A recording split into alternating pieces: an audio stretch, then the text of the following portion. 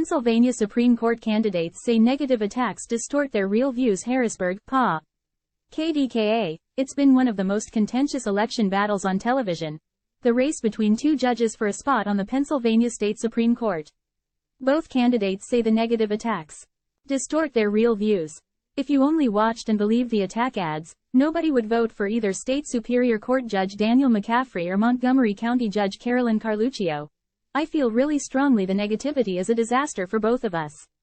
One of us is going to be up on that Supreme Court, and we're both going to be bloodied at that point, said Carluccio, the Republican candidate.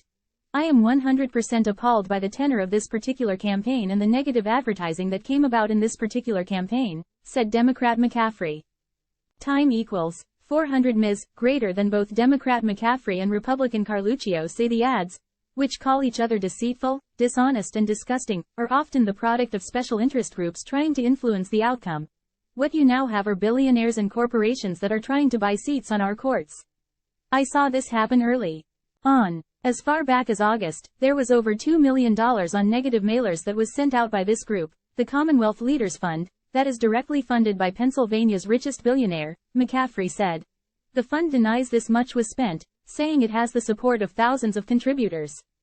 Time equals 400 Ms. Greater than Carluccio says it's not the campaigns themselves that are negative, it's these independent groups, but she says her opponent sometimes crosses the line. I'm not accusing either campaign of doing it. There are third-party groups that are getting involved. I will say my opponent has jumped on and attacked me in certain ways in interviews. And it's just not becoming of us. I think we should be above it, she said.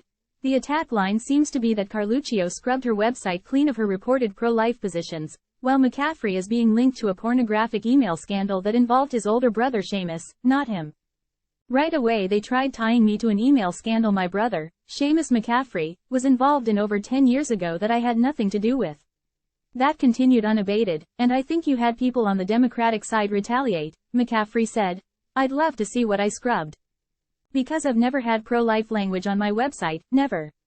What I will tell you is that a month and a half before the election I changed political consultants who came in, and we didn't like the website. So we updated it. That's the only thing that occurred. Nothing was scrubbed, Carluccio said.